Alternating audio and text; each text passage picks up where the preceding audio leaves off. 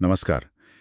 आज हम कोशिका क्षति के तंत्रों यानी मैकेनिज्म्स ऑफ सेल इंजरी की गहराई में उतरेंगे। हाँ, बिल्कुल। हमारे पास जो जानकारी है वो बताती है कि कैसे कुछ बायोकेमिकल और मॉलिक्यूलर पाथवेज हैं जो कोशिका को नुकसान पहुंचाते हैं, शाही। जिससे फिर रिवर्सिबल डैमेज हो सकता है या नेक्रोसिस या फिर एपोप्टोसिस भी।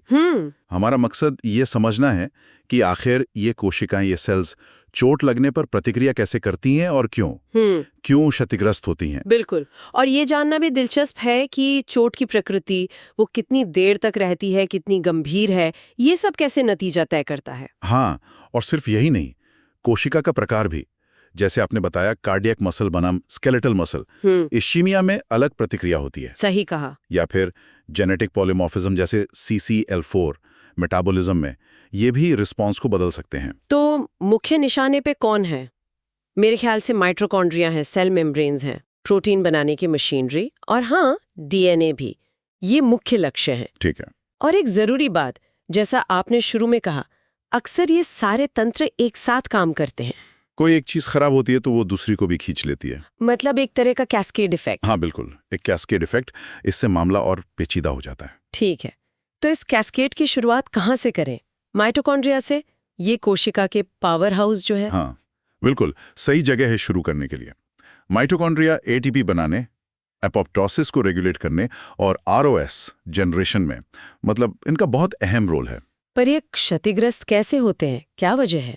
देखिए, माइटोकॉन्ड्रिया को कई चीजें नुकसान पहुंचा सकती हैं, जैसे कोशिका के अंदर कैल्शियम, मतलब साइटोसोलिक Ca2+ का बढ़ जाना। अच्छा। या फिर ROS रिएक्टिव ऑक्सीजन स्पीशीज का हमला। ऑक्सीजन की कमी, जिसे हाइपोक्सिया या इस्कीमिया कहते हैं। और कभी-कभी तो माइटोकॉन्ड्रियल जीन में ही कोई गड़बड़ी, कोई म्यूटेशन हो सकता है। ओह, और इसके नतीजे क्या होते हैं? इसके मुख्यतः 3 गंभीर नतीजे होते हैं। पहला, ATP बनना कम हो जाता है, मतलब कोशिका में ऊर्जा का संकट। Energy crisis. ओके। दूसरा, ROS का उत्पादन बढ़ जाता है।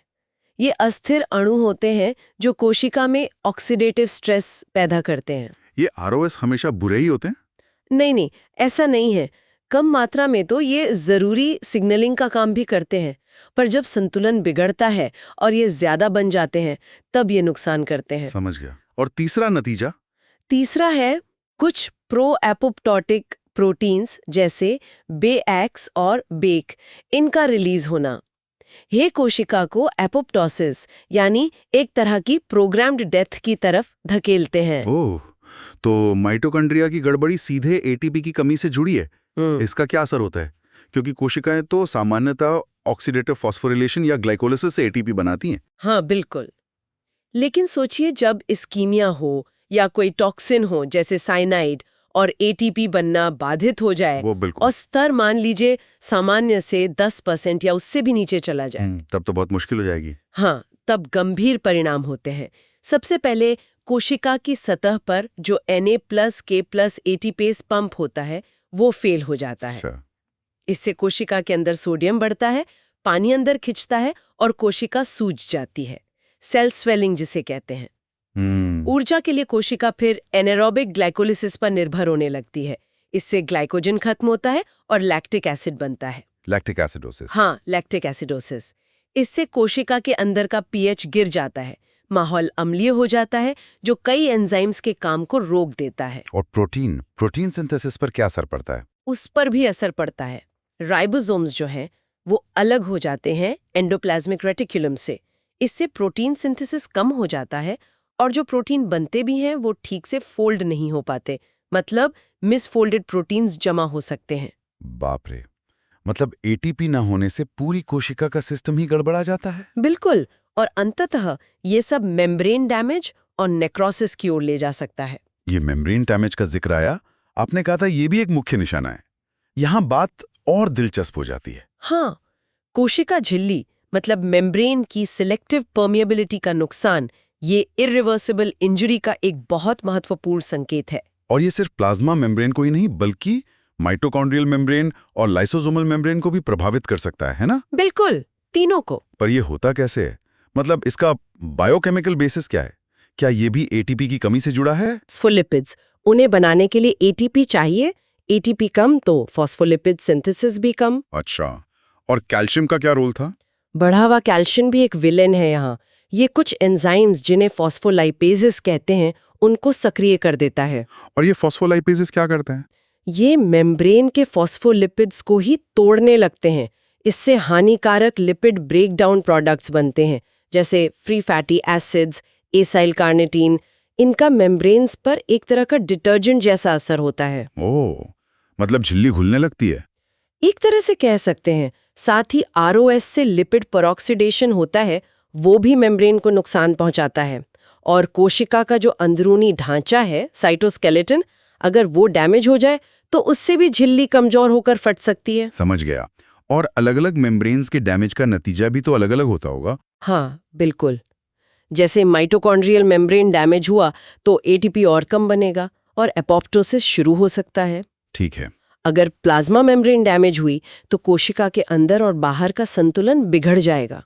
आयॉन्स, मेटाबोलाइट्स सब लीक होने लगेंगे। और लाइसोसोमल मेम्ब्रेन, उसके फटने से क्या होगा? वो तो और खतरनाक है। लाइसोसोम्स में पाचक एंजाइम होते हैं। अगर उनकी मेम्ब्रेन फट जाए तो ये एंजाइम बाहर निकलकर कोशिका के अपने ही घटकों को पचाने लगते हैं। इसे ऑटोलाइसिस कहते हैं। ऑटोलाइसिस, यानी कोशिका खुद को ही खा जाती है। हाँ, और ये अक्सर नेक्रोसिस की तरफ ले जाता है। ये तो वाकई कोशिका के लिए एक भयानक स्थिति है।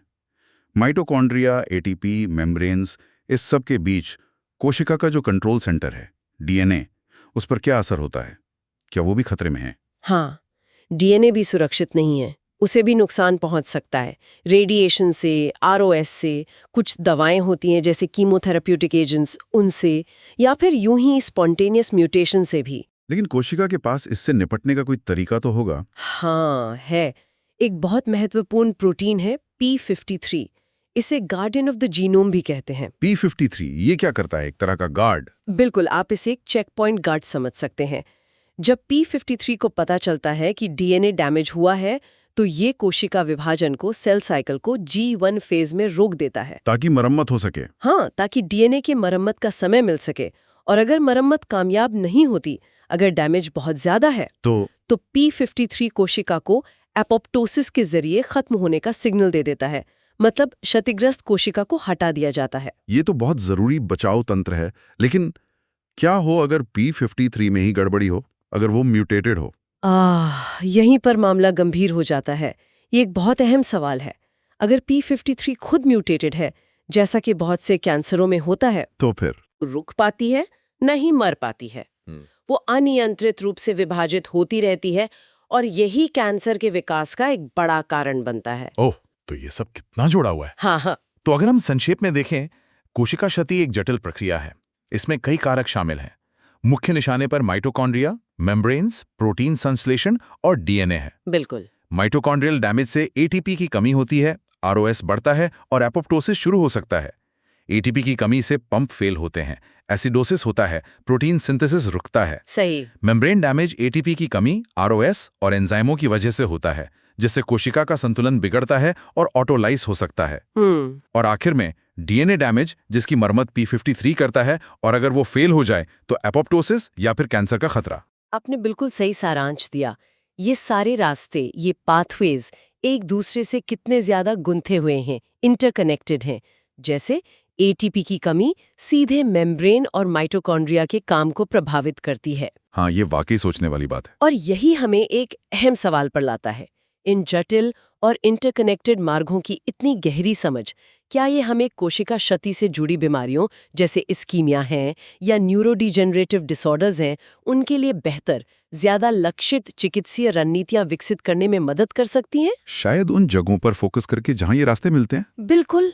शायद इन्हीं इंटरकनेक्शंस में ही नए इलाज की कुंजी छुपी हो। ये जटिलता ही शायद लक्षित हस्तक्षेपों की क्षमता को उजागर करती है।